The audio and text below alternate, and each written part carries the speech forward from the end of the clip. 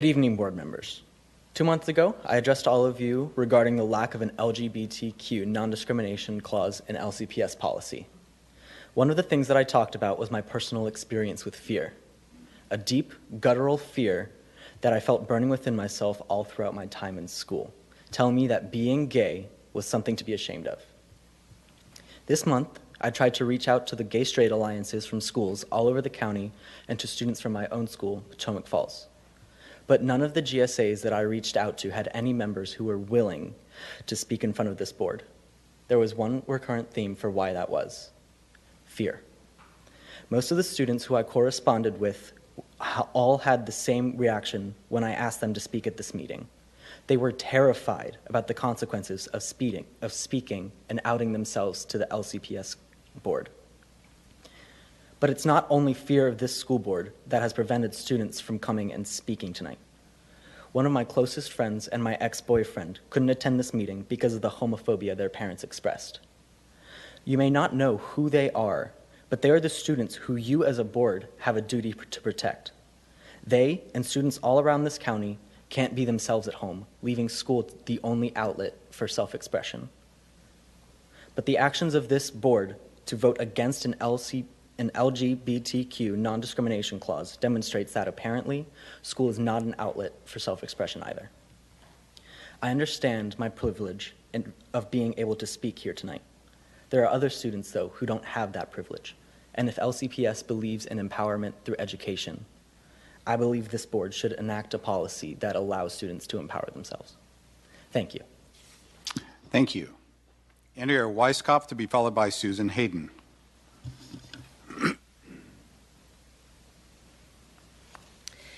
Good evening. My name is Andrea Weiskopf. I own a home in Ashburn and teach for LCPS. This is my 4th time asking you to implement protections for LGBTQ staff and students. I enjoy living in Loudoun County. I love teaching in its public schools. I love seeing when our LCPS students succeed. Even if I've never taught the students in question, I like knowing I'm part of that system, a system that works. But there is shame in our county's history. Our county upheld segregation. True integration came only after the United States Department of Justice threatened to sue Loudoun for its policy of token integration in December 1968.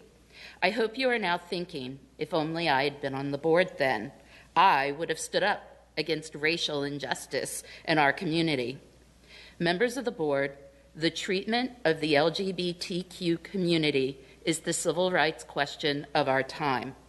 50 years ago, Loudoun stood for segregation. Today, we recognize our shame. But if we do not stand up for civil rights and justice now, our grandchildren will be ashamed of us. Dr. King believed that the great stumbling block to racial equality was not the extremist, but the white moderate. Dr. King stated, "Shallow understanding from people of goodwill is more frustrating than the absolute misunderstanding from people of ill will. Lukewarm acceptance is much more bewildering than outright rejection." Members of the board, I am not a member of the LGBT community. I speak as an ally. I speak because many members of the community are afraid to acknowledge publicly their sexual orientation. Thank you. How will history Thank you. remember you? Ms. Susan Hayden to be followed by Jeannie Jens. Good evening. My name is Susan Hayden, and as always, if you have any questions of what it's like to be the parent of a transgender student here in Loudoun, please feel free to ask me. Tonight, I am asking you to recruit and retain LGBT teachers and staff. We know that research shows that students perform better when they have at least one teacher who reflects their identity. This is true for our students of color, and it is also true for our LGBTQ students. In Sunday's post, the superintendent from Fairfax is quoted, "Every child needs to be able to see their hopes and dreams realized and see real-life role models of folks that look like them, doing things that they love having success. Our rainbow children would benefit from having rainbow role models who help them envision a successful future for themselves. But increasing the diversity of our workforce would be good for all of our students. Just as white students need to see teachers of color, straight students need to see gay teachers. Cisgender students need to see transgender teachers as role models. Here in Loudoun, we refer to the ideal graduate. We want our students to be knowledgeable, critical thinkers, communicators, collaborators, creators, and contributors. But our current status of being unwelcoming to LGBT staff is harming our students. Without exposure to the full range of human diversity in the classroom, our graduates are not fully prepared for the real world, where LGBT professionals exist and thrive and manage.